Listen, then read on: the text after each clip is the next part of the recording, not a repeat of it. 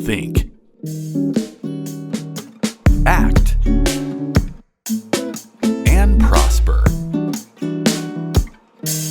You are now tuned into the Money Level Show.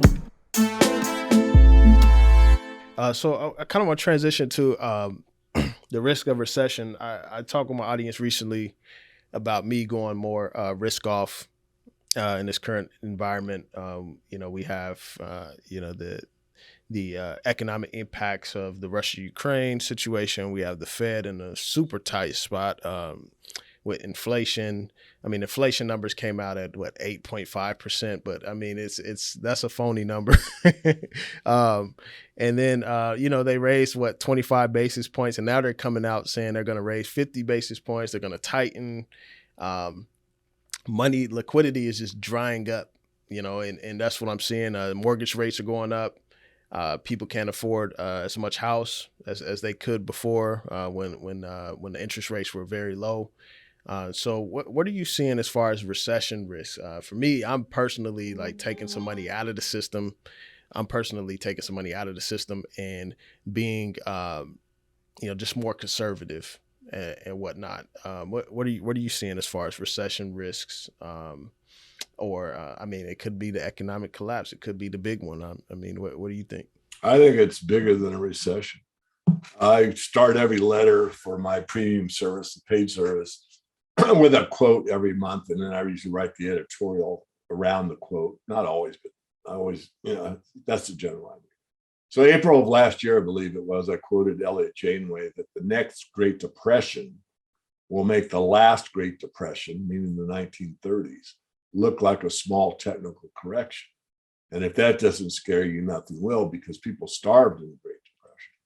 Now, I'm not saying he's right, but I did use it for impact to get my readers to understand that once you start down, you can't turn it around very easily. So once you get in a situation where your car goes bad and something breaks, and then you don't fix it right away, something else breaks, and then that leads to something else breaking, and it kind of compounds. That's a good metaphor, an analogy for the global economic system breaking down. Well, it's supply chain. It could be the supply chain. It could be lack of food. It could be lack of fertilizer. There's so many variables. It doesn't matter. It matters in the way of, if you're selling fertilizer or can't afford it. What I'm trying to convey is that the end result doesn't care whether or not it was fertilizer or labor shortage or supply chain breakdown. The end result is there's less of it. And there's less of it the next month and less of it the month after that. And as things continue to tighten. So I think we're going into a depression.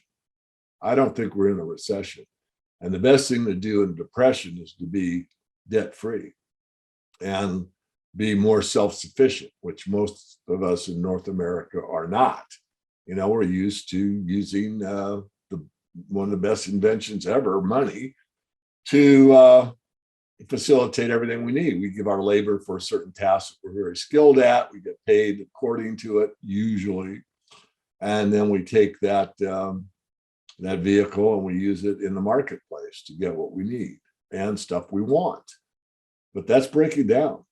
And so I am very concerned that we're going to be in a lot different world a year from now than we are right now. And of course, we're in a much different world today than we were a year before. So I'm not using the word recession too often. I think we're going deeper than that. And it's unfortunate, but I will say it even this way. I think right now we're able to produce just enough. I'm going to be careful how I say this. Just a few years back, the ability to have enough food for everybody existed. It's just distribution isn't always what it could be. Therefore, there are people that go hungry. But now it's not a matter of distribution. It's a matter of the net resource available. And it may be cut by as much as 20% or something.